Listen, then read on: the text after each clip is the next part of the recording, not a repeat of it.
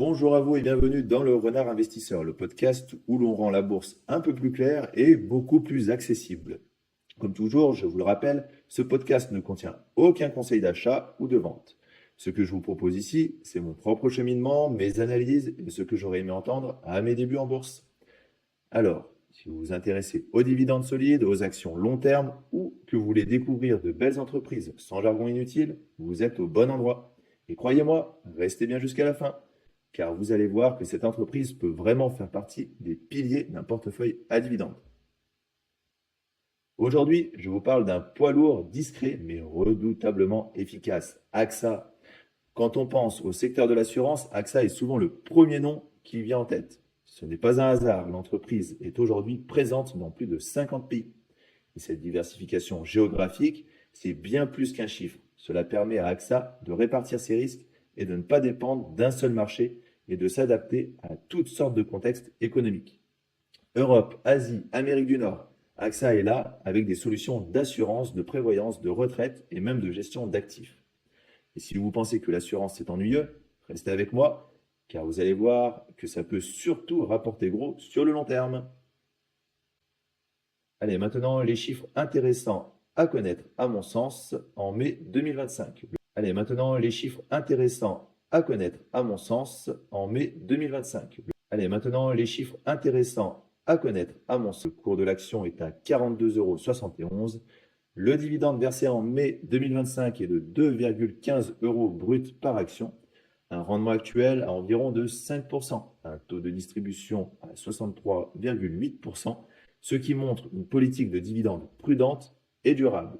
Un PER à 13,2, ce qui reste raisonnable pour une entreprise de cette qualité.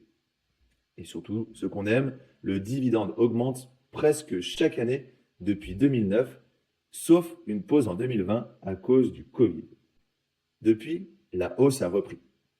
Restez avec moi car je vais vous montrer un exemple simple, ce que cela aurait pu donner si vous aviez investi dans AXA à cette époque. Allez, maintenant une petite simulation. Imaginons qu'en 2009, vous ayez investi dans 50 actions AXA au prix moyen de 13,50 €. Vous auriez mis environ 675 € sur la table. Chaque année, vous réinvestissez les dividendes en actions entières. En faisant cela pendant 16 ans, vous profitez des intérêts composés. Sans entrer dans tous les détails techniques, vous seriez passé à environ 93 actions aujourd'hui. Et à 42,71 € l'action, cela vous donnerait un portefeuille de près de 4 000 €, soit presque 6 fois votre mise de départ, uniquement grâce au temps et à la régularité. Et si vous aviez fait ça dans un PEA, zéro impôt sur les dividendes ou la plus-value. Pas besoin de gros moyens, juste de temps, de patience et de régularité. Intéressant, non? Et ce n'est pas fini. Pourquoi, à mon avis, AXA mérite une place en portefeuille à dividendes? Si je devais résumer, AXA est présente dans plus de 50 pays, donc bien diversifiée. Elle offre un rendement stable autour de 5%.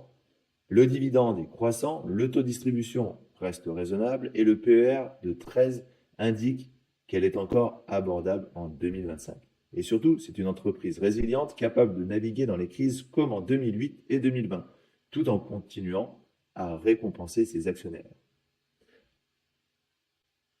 Allez, à ne pas manquer dans le prochain épisode. Alors, si ce genre d'action vous parle, ne ratez pas le prochain épisode, car on parlera d'un autre acteur français du secteur financier, Crédit Agricole.